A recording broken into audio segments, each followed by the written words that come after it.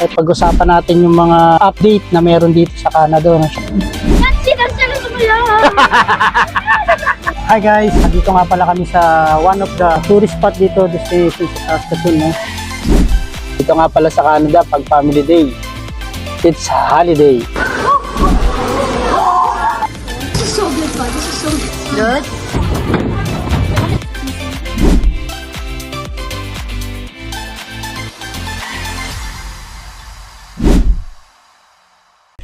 Hey guys, good morning! Ito na naman tayo, no? Mangungulit na naman tayo ngayong araw na to. Ito, unang bagsak ng snow. Late na nga yung bagsak ng snow kasi nung bagong dating ako rito sa Saskatoon way back 2014.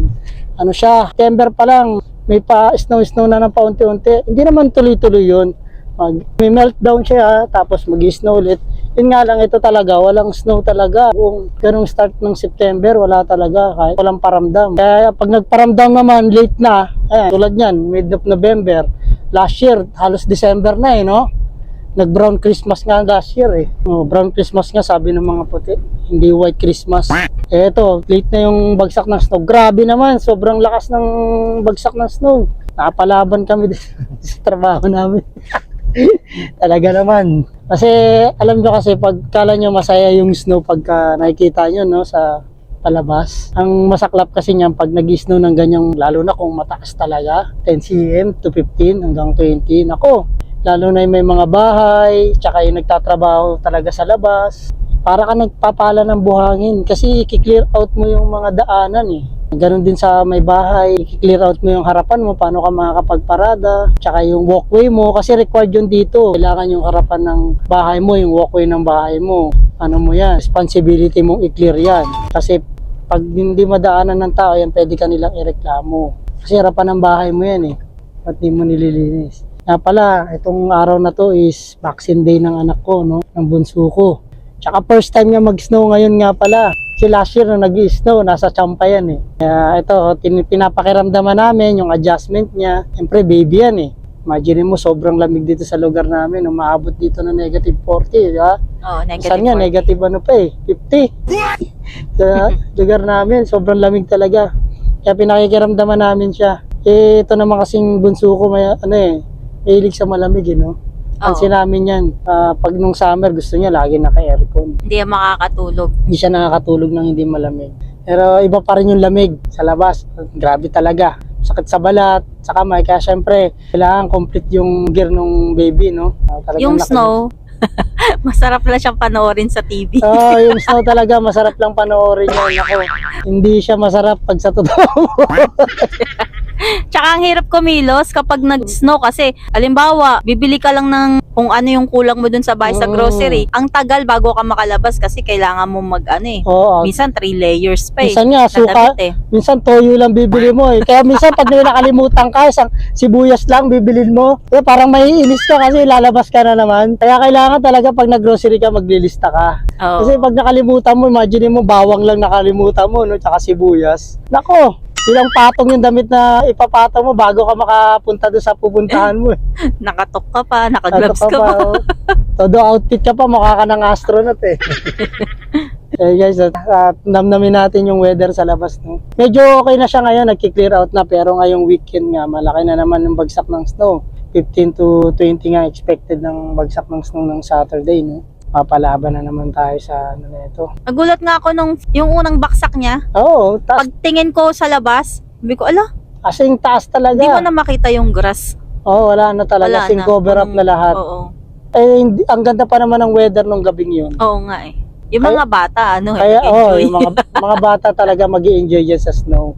Pero yung tayong nagkakaedad na, lalo na yung may mga sakit-sakit na nararamdaman sa katawan, ako, delikado, sakit. Hirap kumilos pag malamig na. Di ba, yung boss ko nga, dito na daw siya pinanganak, dito na daw siya lumaki, pero never daw siyang nasanay sa gantong weather. Kasi sobrang lamig talaga. Grabe.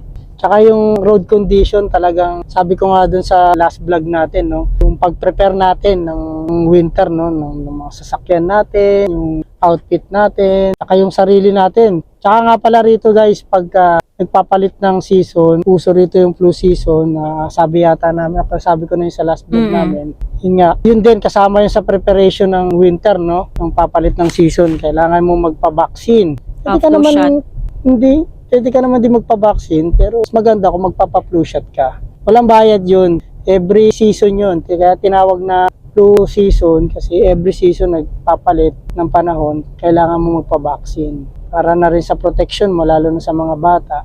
Ito nga, pupunta kami ngayong umaga na to para doon sa vaccine ng baby namin tsaka ng wife ko, no, asawa Meron ko. din akong vaccine. Kasi required siya kasi siya yung dalas nag-handle ng baby. Kaya required din siya ng vaccine na dapat i-vaccine din sa baby. Pareha sila.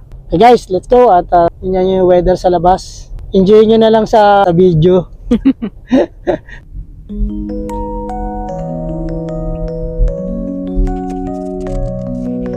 Snowflakes are whispering secrets so clear, dancing like ghosts in the midnight so near.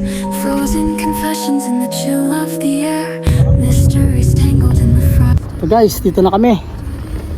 Let's go. Ano na may outfit ko.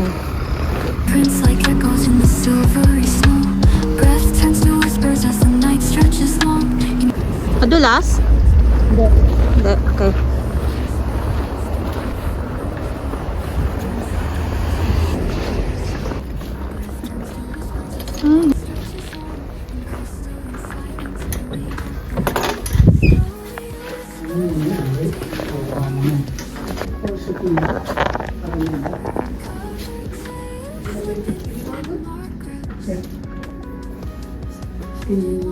Injection man abe. Ready ka na? Tinatanggal yung damit doon.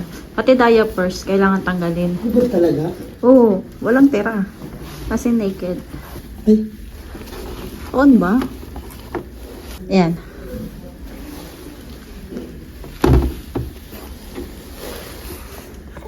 Ah!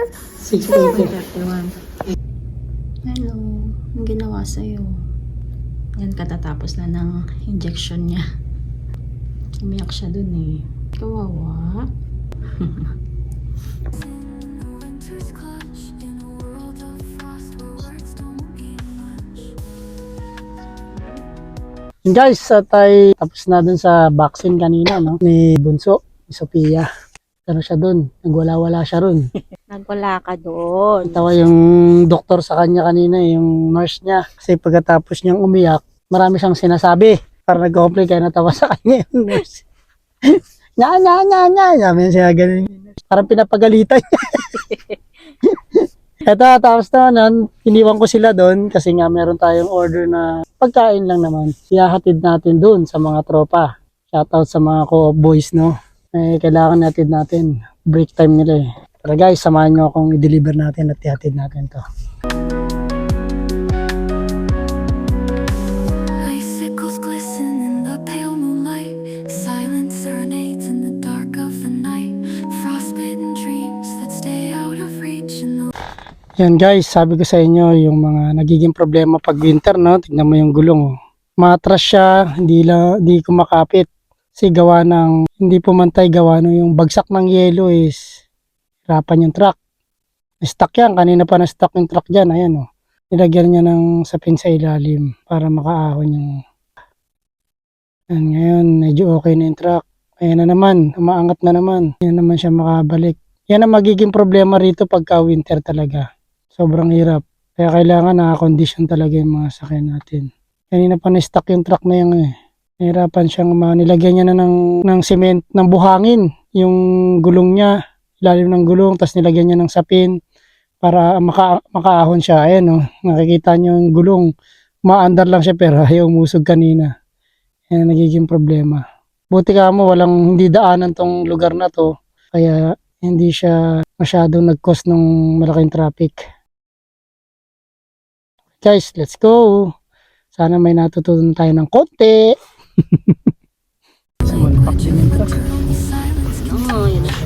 golden secrets Nilagay niya pa kahoy.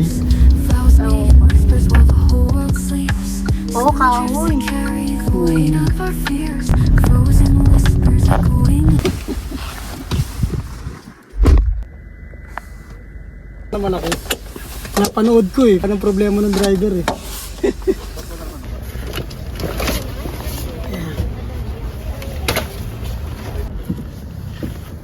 Tayo.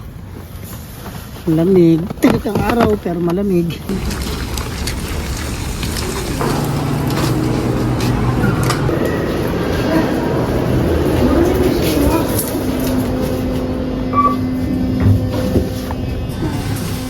Pagod siya oh. Wawa naman na vaccine. Tatlong vaccine ba naman? Tatlo? Tatlo mga. Kain mo na. Salam na kami rito sa food court.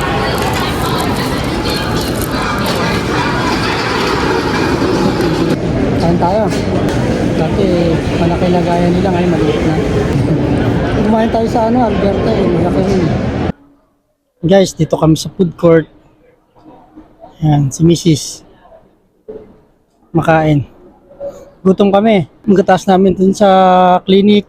Tapos nag-deliver kami ng pagkain sa co-op. Kapagod din. Ako, medyo busog na ako. Tapos na akong kumain.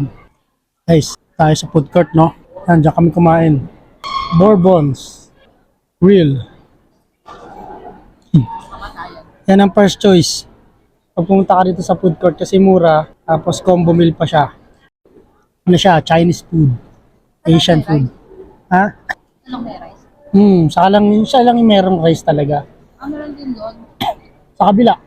Doon sa Manchuok meron din. Kaso, medyo mahal eh. Ito yung mura kasi ito. Affordable yung price niya. Guys, kain tayo. Guys, tapos na tayo mag-mall. At nabili natin yung surprise namin sa mga bata. Matagal na nilang wini-wish yun eh. Hindi lang namin binibigay. Gusto namin sa Christmas. Ayaw namin yung bini-wish din ng mga bata ay binibigay mo agad. Ayaw namin yung kasi nai-spoiled. Kailangan tuwing Christmas lang. May gusto sila. Diba? Parang dinidisiplina din namin sila. Tsaka yung wallet, dinidisiplina. Tsaka yung wallet, dinidisiplina rin. Sagot ngayon. At medyo magastos kami ngayon ni Mrs. Yun nga pala, no? At maraming salamat sa mga subscriber namin. At mga followers namin. Maraming salamat.